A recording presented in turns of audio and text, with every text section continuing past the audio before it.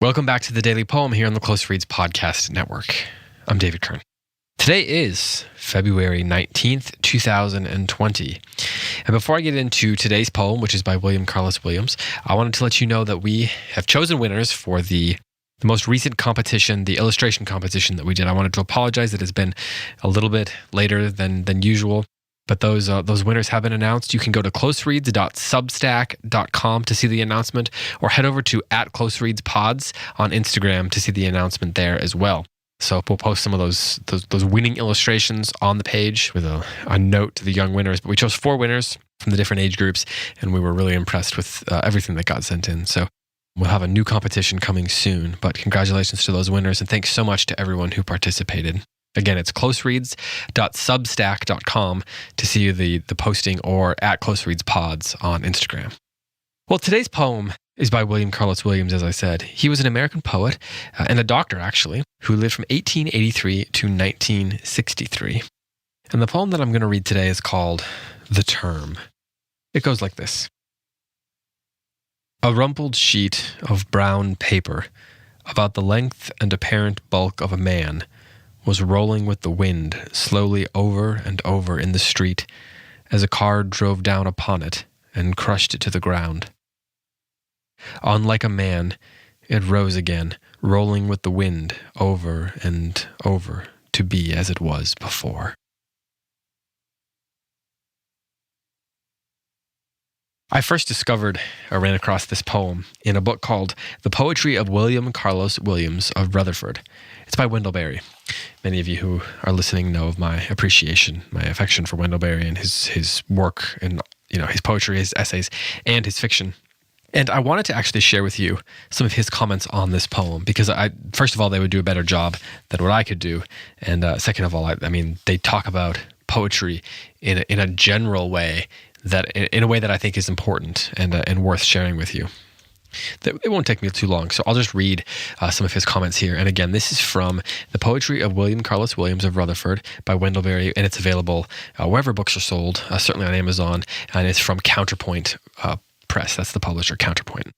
Berry writes, "A line, a sentence, or a poem can have its back broken by too many details or too many words.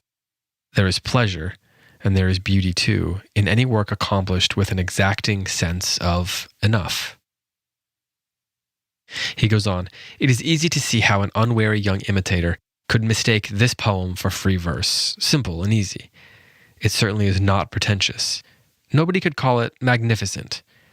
But if we are not an unwary young imitator, we begin our second thoughts about the poem when we feel its considerable power. Its power comes from its overturning of expectations. At first, we may think we are reading a poem that is merely descriptive or imagist. By the end of the 4th stanza, we may suspect that the poem is developing a metaphor. But the metaphor, the length and apparent bulk of a man, turns out to be a sort of reverse simile. Unlike a man, it rose again, the poem says. It becomes a poem about the finality with which a man can be crushed by a machine. Quietly, without breaking stride, the poem assumes poignance and gravity dramatically disproportionate to its occasion. The occasion of this poem is small, without any significance that is immediately apparent. It is odd, too. I suppose this is an instance of the anti-poetic. But the image of the blowing paper does not shock us by being anti-poetic. It shocks us by becoming suddenly poetic, and a lot more poetic than we expected.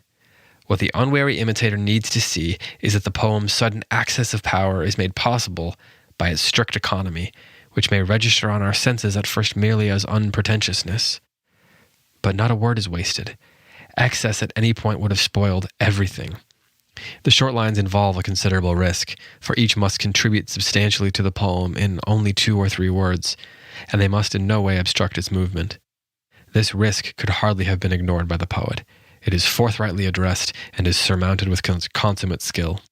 The lines are precisely, delicately, beautifully weighted as they suspend the syntax to the end first of a long sentence, and then to the end of a shorter but more telling one. I love this book. I love William Carlos Williams' poetry, and partly because this book by Wendell Berry helped me to understand it, well, at least get a sense of it, even if I don't understand it. I don't want to give myself too much credit by any means. This is one of my very favorite books on poetry in the world. So check out The Poetry of William Carlos Williams. Again, that's by Counterpoint, or by Wendell Berry from Counterpoint. So here once again is that poem, and thank you for permitting me to share some of these comments by Wendell Berry. The Term by William Carlos Williams. A rumpled sheet of brown paper about the length and apparent bulk of a man was rolling with the wind, slowly over and over in the street, as a car drove down upon it and crushed it to the ground. Unlike a man, it arose again, rolling with the wind, over and over, to be as it was before. This has been the Daily Poem. Thanks so much for listening, and I'll be back tomorrow with another poem for you.